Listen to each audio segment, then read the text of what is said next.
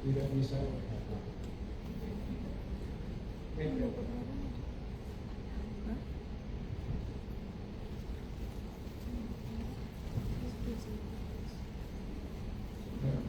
Jangan nggak usah di ya.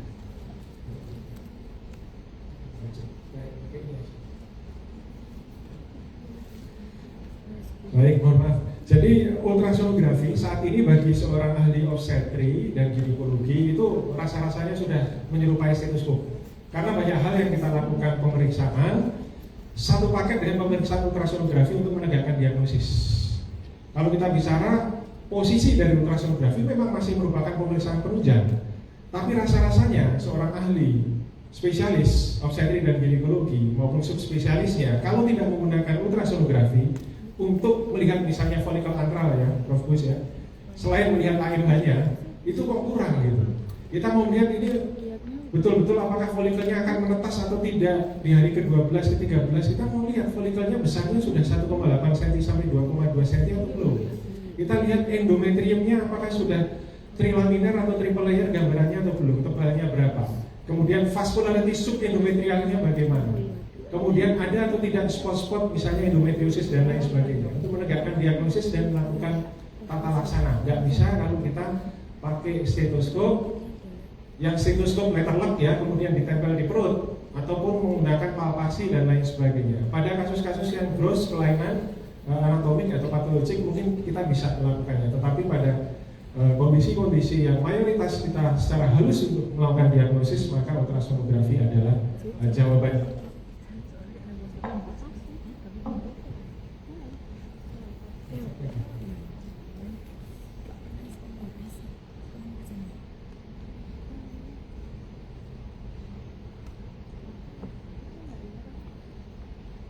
Jadi para hadirin sekalian, kalau kita bicara obstetri secara konvensional, tradisional, kita tahu pemeriksaan fisik diagnostik, tapi ini juga jangan dilupakan dalam pemeriksaan kita sehari-hari pastinya adalah Leopold ya, kemudian kita menggunakan Lenex, kita melakukan pemeriksaan dalam ataupun bimanual examination pada kasus-kasus ginekologi. Tapi apakah Down syndrome pada janin itu bisa kita diagnosis dengan kita melakukan palpasi secara Leopold kemudian kita menggunakan Lenex? Ya tentunya nggak bisa ya, kalau bisa itu lucu berarti. Sehingga kita perlu suatu mekanisme atau tools ya, bagaimana limitasi dari pemeriksaan prenatal diagnosis dengan ilmu obstetri yang konvensional ini bisa mendiagnosis birth defect terkait kelainan kromosomal ya ataupun kelainan gene ya. Ultrasonografi seperti yang saya sampaikan tadi sudah bisa kurang lebih berfungsi sebagai stetoskop untuk kasus-kasus kelainan-kelainan kromosomal terkait dengan kelainan structural maupun fungsional yang nanti kita akan bahas. Kemudian setelah itu dilanjutkan dengan apa? Dengan kita melakukan deteksi melihat abnormalitas pada proteomics, kita melakukan pemeriksaan biomarkers, ada yang namanya triple test, ada yang namanya quadruple test. Yang diperiksa apa? Yang diperiksa ada unconjugated estriol, beta ICG, alpha fetoprotein, dan PAP-A, plasma associated protein A. Kurang lebihnya seperti itu. Meskipun sebelum biomarkers itu terkenal di Indonesia, karena biayanya tinggi, belum banyak yang pakai, sudah muncul di luar negeri yang namanya non-invasive prenatal testing. Non-invasive prenatal testing itu adalah membypass dari hasil protein yang abnormal yang diproduksi oleh sel bermetabolisme pada kondisi kromosom atau genetik yang abnormal, langsung aja kita periksa kromosomnya. Bagaimana kita bisa memeriksa kromosom janin pada ibu? Ternyata sebagian dari DNA janin, serpihan-serpihannya beredar pada sirkulasi darah maternal. Kurang lebih angkanya berkisar antara 2% sampai dengan 30%, tapi rata-rata 7,7% yang beredar di sirkulasi maternal, tapi dalam bentuk serpihan. Lalu bagaimana kita bisa mendiagnosis utuh kelainan kromosomal? Maka berkembanglah teknologi genetik, ya, teknologi testing genetik, yang kemudian dengan SNP dan lain sebagainya, teknik bisa merangkai serpihan-serpihan tadi menjadi kromosom janin yang utuh. Nanti kita akan jelaskan. Nah, kalau kita sudah bisa melakukan itu dan kemudian kita akan melakukan suatu konfirmasi, apakah betul ada kelainan atau tidak, tentunya kita masih ragu-ragu dan bertanya-tanya. Jangan-jangan dari fraksi DNA tadi, cell-free fetal DNA tadi yang dijadikan satu itu miss, tidak sesuai dengan aslinya DNA janin. Nah, kalau mau kita tahu sesuai dengan aslinya DNA janin adalah melakukan invasive prosedur. Nah, invasive prosedur ini adalah dengan mengambil sampel pada umur kehamilan 3. Yang diambil sampelnya adalah Villi choriolis. Namanya adalah chorionic villus sampling. Menggunakan jarum, guiding USG, masuk, diambil sedikit, sampelnya kemudian diperiksa laboratorium. Apakah ada kelainan kromosom ataukah ada kelainan gen? Ya. Kemudian kalau sudah lanjut usia, misalnya di 6 bulan, kita nggak lagi periksa Villi choriolis, tetapi yang diambil adalah cairan ketuban atau amniocentesis. Nah, pada kondisi tertentu kita bisa mengambil darah yang ada di tali pusat, kita sebut dengan chordocentesis. Ini adalah invasive prenatal testing. Testing prenatal yang invasif. Sementara yang tadi NIPT itu adalah non-invasif. Ya. Nanti berkembang yang disebut dengan NIPD, non-invasive prenatal diagnosis. Kenapa ada NIPD? Dan juga bahkan sekarang ada PGD. PGD itu adalah sebelum hamil sudah dites dulu kromosomnya bagus apa enggak. Ya, kalau bagus ya ditanam, kalau enggak ya ditanam. Ditanam ini artinya apa? Tanam embrio. Ya. Seperti yang biasa dilakukan oleh Prof. Budi Santoso, diperiksa dulu, kok bolak-balik IVF kok gagal terus ya. Yang ditanam jangan-jangan kualitas embrionya nggak bagus, banyak defeknya, kelainan kromosom, maka bisa dilakukan PGD. Atau misalnya anak sudah 5, cewek semua, pengen anak cowok. Wah, gimana nih caranya bisa mendapatkan anak cowok? Jawaban yang paling definitif berdasarkan teori medis adalah dengan melakukan PGD, IVF. Jadi dipastikan betul embrio yang akan ditanam itu kromosomnya XY. Karena kita sudah tahu XY ditanam ya jadinya cowok. Itu 9,99%. Ya, angka kepastiannya. Saya nggak bilang tetap 100% punyanya Allah Subhanahu wa taala ya, Prof. Tidak bisa kalau di dunia kedokteran. Tapi kalau ditanya gimana, Dok, caranya mau buat anak laki-laki gimana? Saya sudah 10 anaknya cewek semua. Nah, kalau mau yang pasti-pasti aja seperti itu, PGD jawabannya. IVF dengan PGD. Cara yang lain menggunakan gel basah, kemudian menentukan timing hubungan, oke, tapi itu persentasenya tidak tinggi. Baik, kita lanjut pada masalah prenatal diagnosis yang nanti akan kita bisa definisikan ada kelainan struktural yang terkait kelainan kromosom atau genetik, kemudian akan kita lakukan apa. Nanti kita akan bahas sedikit masalah hemoglobinopati atau thalassemia. Kenapa? Karena itu terkait juga defek pada kromosom.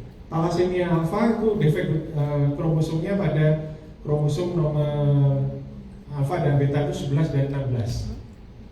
Nah, lalu kita akan melakukan apa kalau kita sudah tahu itu kelainan kromosom? Pada kasus kelainan thalassemia ya, pada thalassemia alfa hampir 100% itu bayinya akan meninggal in utero. Kalau kita sudah tahu intrauterin sebelum terjadinya kerusakan pada jantung akibat fetal anemia, kita sudah melakukan transfusi intramodal dulu, ditransfusi intrauterin lewat tali pusat. Kemudian sekarang sudah ada yang namanya stem cell therapy. Nanti kita akan lihat, mudah-mudahan juga menarik. Nah, untuk ultrasonografi ya, ada sekian banyak yang harus diperiksa untuk kita mengetahui apakah janin ini ada kemungkinan kelainan kromosomal atau gen. Ini saja yang masuk slide-nya supaya cukup satu slide. Makanya saya tulis pakai ETC, etc.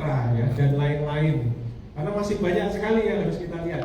Pada trimester 1 kita akan memfokuskan untuk melihat kelainan kromosomal, sementara pada trimester 2 sekitar minggu ke-18 sampai 22 atau mungkin bisa diekspor sampai 24, kita akan melihat kelainan struktural yang terkait dengan kelainan genetik. Nah, USG ini kelebihannya adalah selain dia berperan untuk melihat kelainan struktural karena kelainan kromosom atau genetik, kelainan yang bukan karena kromosom atau genetik, yang non kromosomal atau genetik, itu dia juga bisa lihat. Misalnya karena dampak teratogen, penggunaan kosmetik bebas sekarang yang merkurinya sangat tinggi, ubiquinonya sangat tinggi, dijualnya malah kiloan mungkin ya di pasar. Itu kita nggak tahu ya dampaknya kejadian seperti apa. Isotretinoid itu akan mengakibatkan defect pada limb dan lain sebagainya. Itu kalau kita menggunakan non-invasive prenatal testing, NIPT ya nggak ketemu karena penyebabnya bukan kelainan kromosomal, tapi penyebabnya adalah teratogen. Sehingga USG itu pasti tetap dibutuhkan meskipun non-invasive prenatal testing tadi sudah ada. Jadi nggak cukup kalau seorang pasien mau tahu ini bayinya cacat atau enggak, oh NIPT saja. Oke, NIPT, tapi NIPT hanya untuk melihat kelainan kromosomal. Masih mungkin ada kelainan-kelainan yang diakibatkan oleh sebab yang lain. Nah, problem atau kelemahan dari ultrasonografi ini berbeda dengan NIPT. Kalau NIPT kan tinggal datang ke laboratorium, ambil darah, hasil keluar di atas lembar kertas. Nggak dibutuhkan operator dependency atau ketergantungan operator. Sementara ultrasonografi, tingkat kemampuan kompetensi ultrasonografi di layanan primer sampai dengan di layanan tersier, sekunder tersier tentunya pasti sangat berbeda. Apa yang dilakukan di puskesmas sangat berbeda dengan apa yang dilakukan di Sutomo atau dilakukan di Muadi untuk screening kelainan kromosomal, kelainan genetik atau kelainan-kelainan lain yang tidak terkait kromosom atau genetik. Dan di Indonesia untuk pemeriksaan ultrasonografi ini hitungannya masih murce ya. Masih murah meriah, sangat berbeda dengan di luar negeri. Sementara kalau non-invasive prenatal testing itu harganya sudah jujur. Ya, sekarang mungkin agak turun. Dulu itu bisa sampai 10 juta, 12 juta untuk NIPT. Sementara USG, ya kalau sejawat radiologi itu mungkin agak lebih tinggi ininya tarifnya. Kalau Obgyn itu bahkan rata-rata sama konsultasi pun USG-nya enggak ditambahkan. Jadi satu paket aja sama konsultasi ya seperti itu. Jadi masih jauh lebih affordable dibandingkan kita melakukan pemeriksaan genetik. Hanya saja operator dependent. Nah, ini mungkin salah satu slide yang cukup penting untuk memberikan tambahan wawasan bagi kita bagaimana USG pada trimester 1 kita mau melihat kelainan genetik. Misalnya nih saya tunjukkan pada gambar yang diberi huruf K ini. Kalau di sini ada trikuspid regurgitasi, maka kemungkinan kelainan kromosomalnya itu sekitar 30-40%. Apapun, bisa Down syndrome, Patau syndrome, Edwards syndrome. Kalau ada trikuspid regurgitasi. Kemudian kalau di sini ada aortic stenosis misalnya aortanya dia menyempit, sementara pulmonary arterinya melebar dan lain sebagainya. Nah ini berarti ada sesuatu, ya. Atau aortanya yang melebar, misalnya pada tetralogy valve karena ada operating aorta ambil darah dari ventricle kiri dan kanan secara bersamaan dan ada VSD. Nah itu ada kemungkinan terkait dengan kelainan kromosomal atau genetik. Kemudian kalau kita lihat di sini tebal tengkuk, kemudian nasal bone, ya, lokal translusensi dan nasal bone. Ini juga kaitannya soft marker dengan kelainan genetik seperti Down syndrome. Bisa dibayangkan kalau yang seperti ini disuruh melihat di puskesmas mumet, ya. Saya yakin masih harus ngurusi TBC, ngurusi batuk pilek, ya, kecacingan dan lain sebagainya, ya.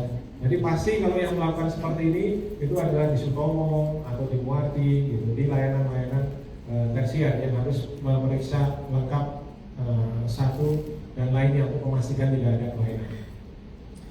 Ini saya lihatkan tampilan ya, sangat sederhana, ini masih USG 2D. Jadi salah kaprahnya kita adalah selalu menganggap USG 4D itu adalah segalanya, ya. Padahal 4D yang kita maksud di sana adalah 3D real time, yang mana kita bisa melihat diagnosis secara lebih akurat pada teknik-teknik pemeriksaan tertentu seperti misalnya STIC untuk jantung, kemudian pemeriksaan fetal neurosonografi. Jadi bukan untuk melihat sekedar lihat wajah yang untuk huri-huri gitu ya, sekedar lihat wajah itu tidak, ya, tapi sudah agak salah kaprah. Nah kita lihat di sini, ini masih pemeriksaan 2D, verbis cerebellumnya hilang, ya, dimana sistem maknanya sangat melebar. Ini namanya adalah Dandy-Walker malformation.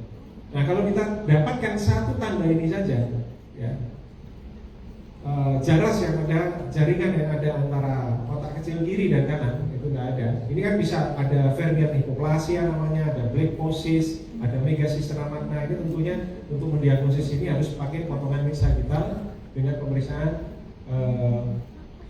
multiplanar, ya, multiplanar imaging. Nah, kelainan-kelainan yang mungkin apa saja terkait kelainan kromosomal. Di sini ada kelainan kromosomal, ada trisomi. 18 Edwards syndrome, ada trisomi 13 Patau syndrome, monosomi Eknater syndrome, atau delesi atau duplikasi pada lengan-lengan dari kromosom pada lokasi-lokasi tertentu 3Q, 6P, 13Q, 18Q, dan delesi pada XP dan lain sebagainya ya. Tetapi ya perlu kita ingat ya, selain kelainan-kelainan pada gen ini ya, ada kelainan ZIG1, kemudian FOXY1, NID1 dan lain sebagainya, masih juga bisa terkait karena alkohol abuse ya, minum alkohol ibu hamil ya, bisa juga karena isotretinoin yang saya bilang tadi ya, obat-obat kosmetik untuk biar kelihatan cemerlang ya, kelihatan glowing ya, seperti itu. Hati-hati ibu hamil.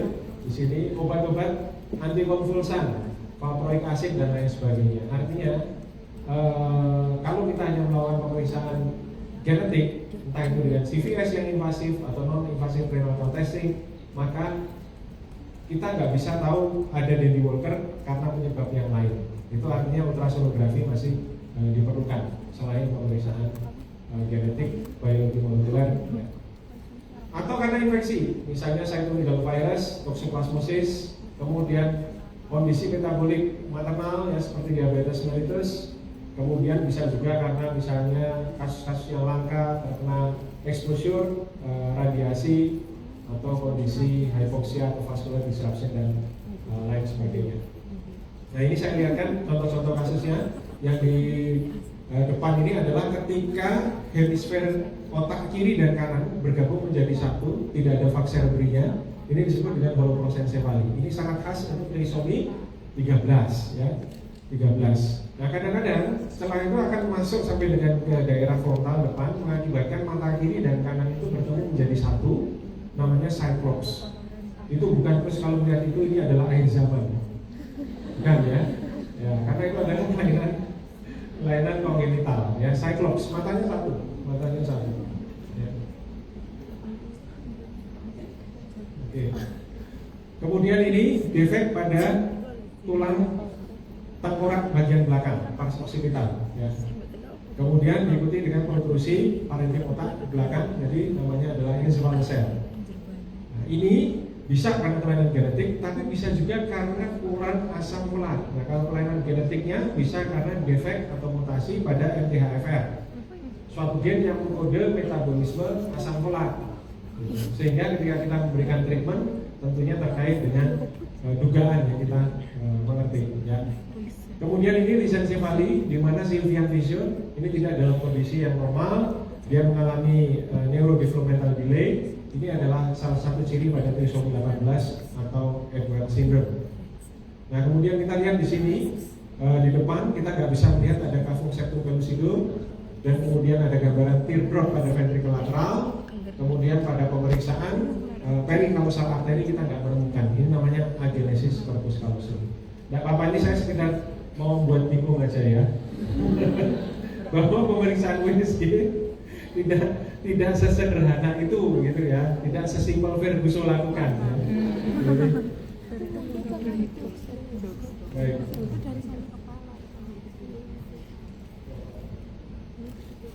Baik, ini pemeriksaan jantung ya. Di mana di jantung ini kita lihat di sini ada Epstein anomali, itu katup tricuspidnya terlalu ke apikal. Ini lama-lama jantungnya akan bizar, akan rusak, akan bengkak ya. Kemudian terjadi hidrofetalis dan sampai dengan IUFD. Kemudian ini adalah tampilan dari pulmonary atresia, di mana pada ductus arteriosus akan terjadi collapsing, ya kolaps, kemudian ada reverse flow ya ke arah aorta.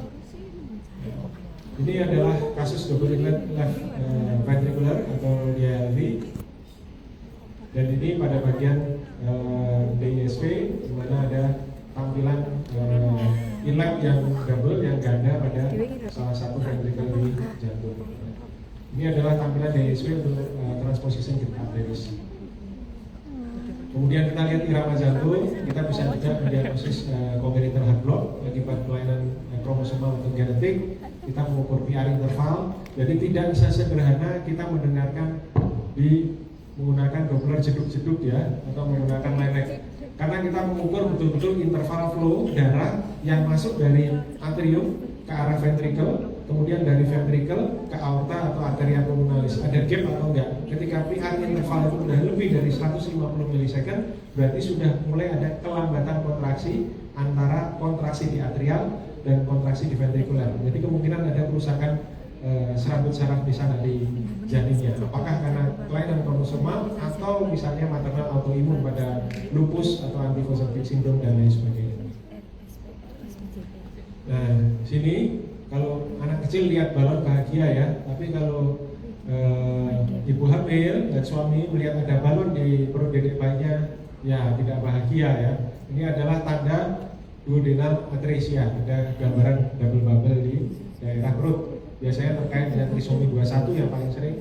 Jadi kira-kira 18-20% kasus trisomi 21 diikuti atresia duodenal. Omphalocele ini juga salah satu kasus yang sering pada trisomi 21, di mana dinding ventral abdomen tidak terbentuk sempurna sehingga sebagian usus bahkan liver, hepar ya, hati itu ikut keluar juga.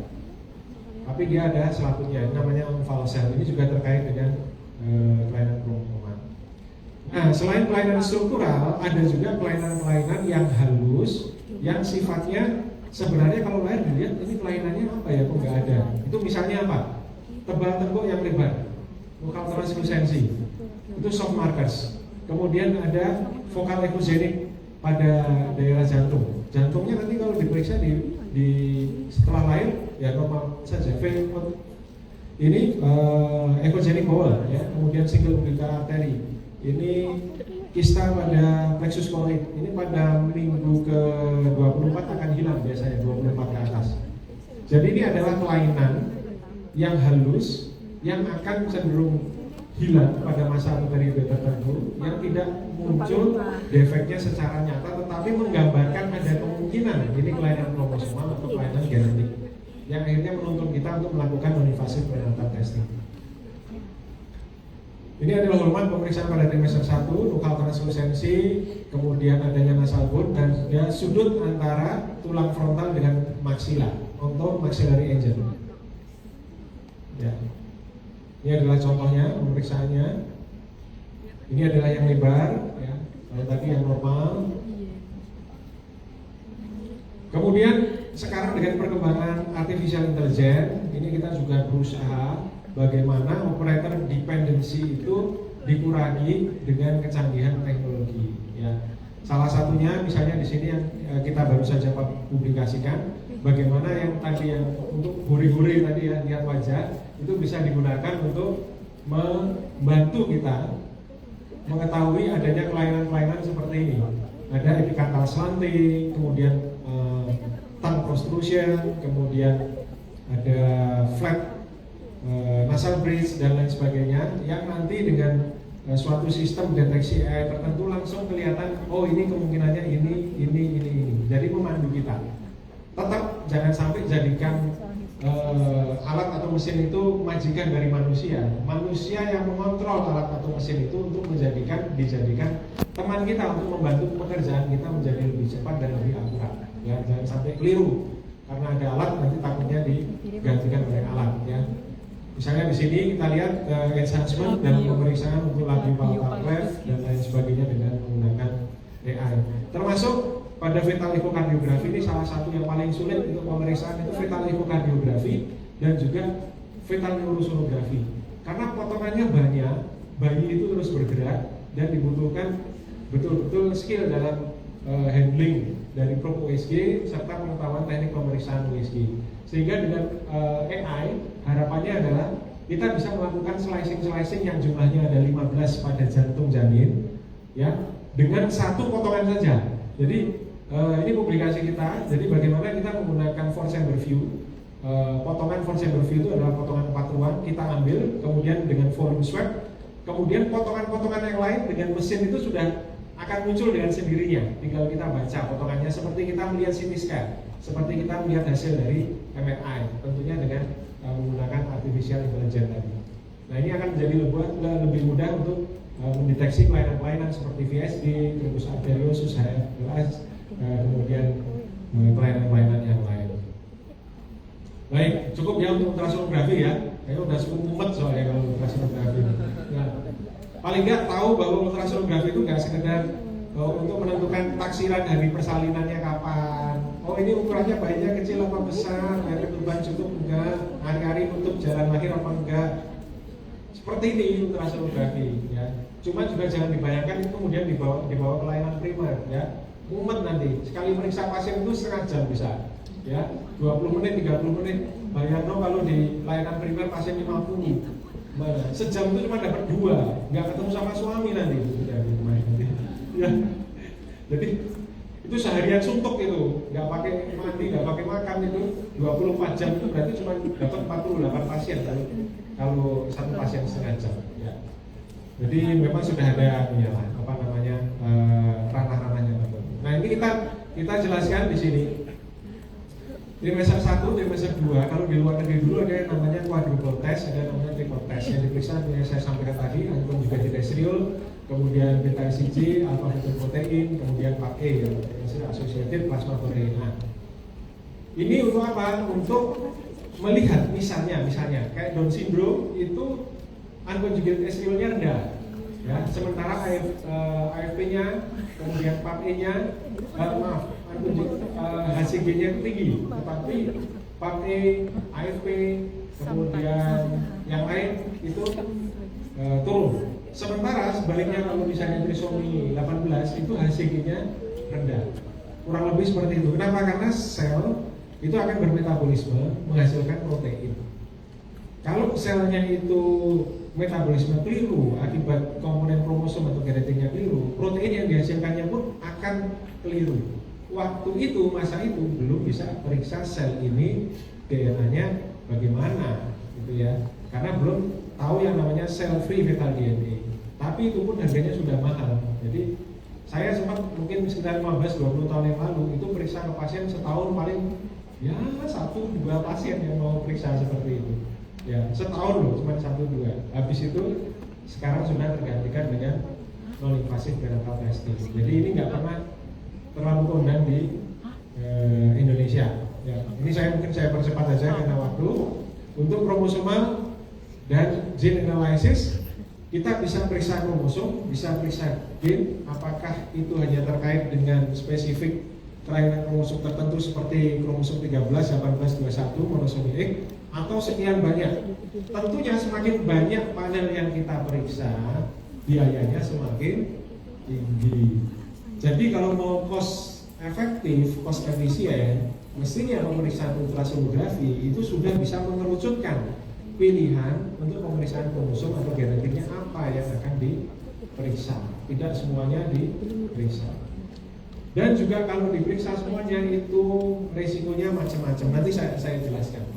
Ke depan ya, dengan whole genomic sequencing, bahkan janin yang ada di dalam kandungan seorang wanita itu bisa kita ketahui kira-kira IQ-nya besok berapa. Kira-kira nanti ini ada potensi untuk cancer nggak di umur tertentu. Kira-kira akan ada problem apa, itu kita udah bisa tahu dulu. Jeleknya apa? Pada negara-negara tertentu yang mudah untuk melakukan terminasi kehamilan dan diperbolehkan patient intended abortion, ya kalau pasangan suami istri, aduh dok saya maunya anak saya yang IQ-nya di atas 150, 120, enggak lah saya nggak mau 120. Selesai. Dok saya mau anaknya laki-laki, nggak mau cewek lagi, selesai. Bahaya ya. Itu yang pertama. Yang kedua, sekarang sudah ada yang namanya gene editing. Ini lebih ngeri lagi. Nah, saya yakin Prof Sigit sangat paham ya.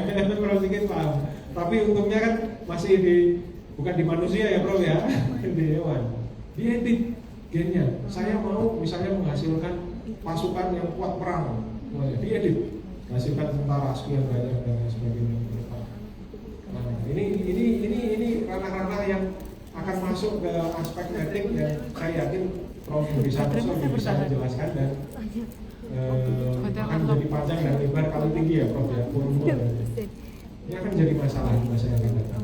Paling nggak kita membuka wawasan ke depan. Nah, seperti yang saya sampaikan tadi, ya chorionic sampling itu kita gunakan untuk mendiagnosis tadinya hasil temuan dari non-invasive prenatal testing ya, yang high risk, konfirmasi dengan invasive prenatal testing. Tetapi saat ini misalnya seperti Down syndrome, itu angka akurasi non-invasive prenatal testingnya itu sudah mendekati 100%, 98-99. Artinya, apakah masih perlu kita ngambil cairan ketuban, kemudian diperiksa lagi kromosomnya? Ya rasa saya jawabannya menjadi sudah tidak perlu lagi. Tetapi tidak ekuivalen untuk semua kelainan kromosom. Detection untuk trisomi 21 oke, 98% sudah 97-98. Tapi untuk trisomi 18 itu masih sekitar 70-80%. Untuk trisomi 13 itu masih angkanya sekitar 60-70% dan lain sebagainya. Belum untuk kelainan-kelainan yang lain seperti Duchenne muscular dystrophy, kemudian Cray-Duchenne syndrome dan lain sebagainya, ya, fatal dan lain sebagainya. Nah, untuk NIPT, non-invasive prenatal testing ini sebagai wawasan bahwa ditemukannya sudah sebenarnya 30-an, hampir 30 tahun yang lalu. Tahunnya dari mana? Waktu diperiksa darah, ibu kok ketemu ada kromosom Y. Ya, kan nggak mungkin ibunya dari Thailand ya, Prof. Gitu ya. Tetap nggak bisa hamil ibunya. Berarti Y ini punya bayinya, janinnya. Artinya apa? Ada kromosom dari janin, ada DNA dari janin yang beredar di sirkulasi maternal. Hanya saja untuk menemukannya itu cukup sulit, ya.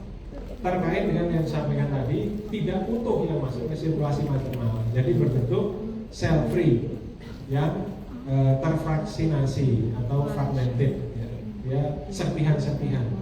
Baru dengan pengembangan teknologi selama 10 tahun berikutnya ditemukan cara untuk bisa merakit atau merangkai, kemudian muncullah ya gagasan untuk melakukan prenatal testing dengan darah dari ibu saja, sama kayak mau periksa HB, mau periksa HB-nya berapa, anemia apa enggak, itu kan sama ya, untuk tahu apakah janin yang dikandungnya ada defek genetik atau tidak. Tapi nightmare-nya, mimpi buruknya adalah di negara tertentu yang menghendaki gender selection, ya, itu jadi masalah terminasi kehamilannya. Abortusnya itu menjadi masalah, sehingga untuk gender selection dilarang oleh WHO, dilarang oleh dunia, ya. Jadi tapi di Indonesia gender reveal ini masih belum ya, belum tersentuh untuk aspek etiknya. Tapi di masa yang akan datang harusnya mulai kita singgung. Kemudian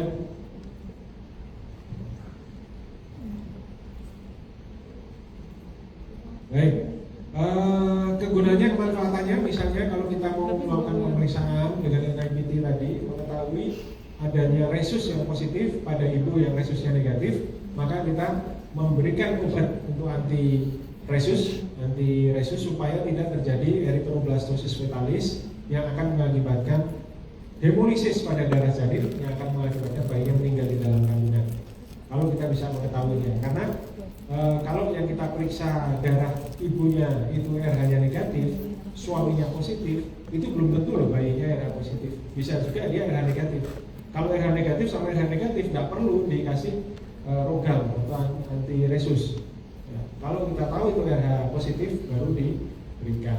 Nah, selama ini kita memberikannya setelah bayi lahir. Bayi lahir diperiksa resusnya positif diberikan, kalau enggak diberikan. Sebenarnya bisa diberikan lebih awal di dalam kandungan. Ya. Kemudian ini whole genome analysis, ya, seperti yang saya sampaikan singgung di depan, kita bisa periksa neurofibromatosis, kita bisa melihat risiko untuk kanker payudara, kemudian polycystic kidney disease, Tay Sachs disease, Alzheimer juga bisa diprediksikan sejak di dalam kandungan. Sekian banyak hal yang bisa kita ketahui ketika seorang manusia itu belum dilahirkan. Jadi blueprint dari seorang manusia itu sebenarnya sejak di dalam kandungan, blueprint. Kemudian kita ketahui bahwa kalau fetal cell free fetal DNA itu konsentrasinya tinggi di dalam darah, maka ada kemungkinan kebocoran atau kerusakan pada plasenta yang artinya mengindikasikan kemungkinan terjadinya preeklamsia lebih tinggi, kemudian prematuritas juga lebih tinggi. Jadi kalau kita melihat fraksi dari sel-filtrita DNA itu juga bisa untuk prediktor preeklamsia salinan yang prematur. Kemudian ini sama ya. Oke, saya percepat. Jadi ini yang kita sampaikan tadi bahwa masa depan seorang manusia kalau disampaikan sudah ditiupkan ruhnya atau nyawanya pada bulan keempat beserta dengan seluruh apa istilahnya cerita kehidupannya masa yang akan datang ya, rezekinya, jodohnya, ya kapan meninggalnya, itu termasuk DNA-nya itu sudah menggambarkan juga. Oh ini nanti akan terjadi kanker. Oh ini akan terjadi. Jadi memang betul bahwa manusia itu sejak di dalam kandungan itu sudah ada MOU-nya. Mau jadi apa setelah lahir.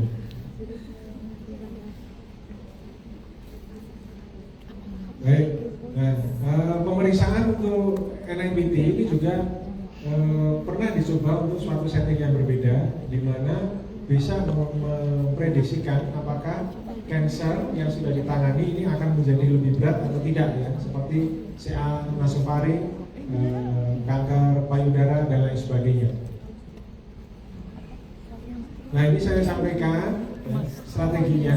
Jadi ketika seorang pasangan suami istri ya punya masalah, pernah melahirkan anak sebelumnya dengan Down syndrome, maka sangat dianjurkan untuk melakukan pemeriksaan ZIN ataupun chromosomal analysis. Bisa dia direct langsung pemeriksaan atau melalui pemeriksaan ultrasonografi dulu, dilihat tebal tubuhnya, trimester 1, tulang hidungnya dan lain sebagainya. Atau bisa menggunakan setelah itu biomarkers. Tapi biomarkers ini sudah di luar negeri pun sudah sangat ditinggalkan, sehingga tinggal ultrasonografi ditambah chromosomal atau gene analysis. Nah, kalau mau lebih pasti, dok saya nggak mau melahirkan anak Down syndrome lagi, kemudian keluarga itu finansialnya mampu, ya melakukan IVF. Dengan IVF dilihat yang ditanam itu ada kelainan pada kromosom nomor 21-nya atau tidak. Itu disebut dengan pre-implantation genetic diagnosis, atau ada yang menyebutnya PGDA juga sebutannya.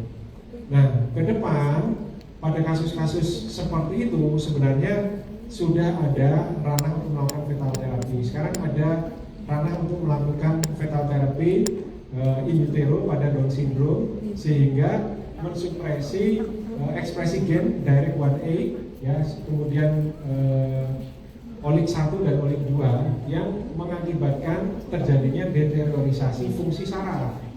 Dengan diberikan stem cell itu, maka meskipun trisomi 21 itu secara kromosomal masih trisomi 21, tetapi ekspresi fenotipiknya sudah jauh dari trisomi 21.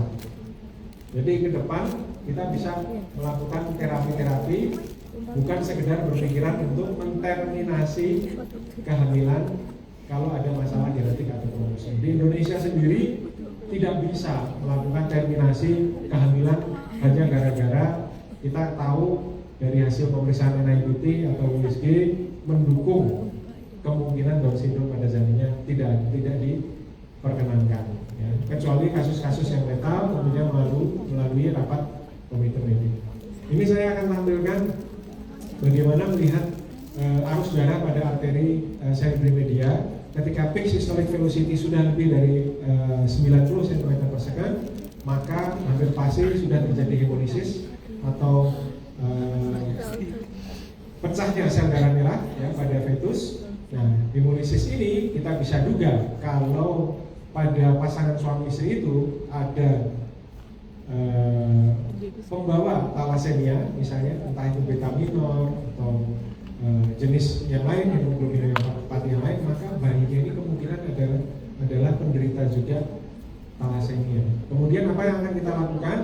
Ya, sebelum terjadinya seperti ini, jantungnya menjadi kongestif akibat anemia. Kemudian setelah kongestif terjadi peningkatan tekanan hidrostatik dan cairan intravasa keluar semua ke seluruh ruangan tubuh dan akhirnya bayi meninggal. Maka apa yang kita lakukan? Kita berikan, saya percepat ya, transfusi. intrakordal. Jadi kita masukkan darah ya ke dalam sirkulasi fetus untuk mengatasi fetal anemianya sebelum jantungnya kongestif atau rusak, sehingga sebelum terjadi penumpukan cairan di organ-organ tubuhnya untuk menyelamatkan janin. Nah, saat ini tidak sekedar terapi kuratif saja dia fetal anemia, hemolisis kemudian ditambah darah, tetapi dikoreksi gennya dengan stem cell terapi. Ya, bisa dengan hematopoietic stem cell ya, atau dengan menggunakan lentivirus IUT untuk melakukan editing gennya, dikoreksi gennya. Dan sudah ada bayi yang berhasil lahir hidup, tapi lagi-lagi ini bukan practical base, tetapi pelayanan yang berbasis pada penelitian. Jadi bukan pelayanan murni, tapi berbasis pada penelitian, masih dalam konteks penelitian, tetapi hasilnya sudah ada keberhasilannya.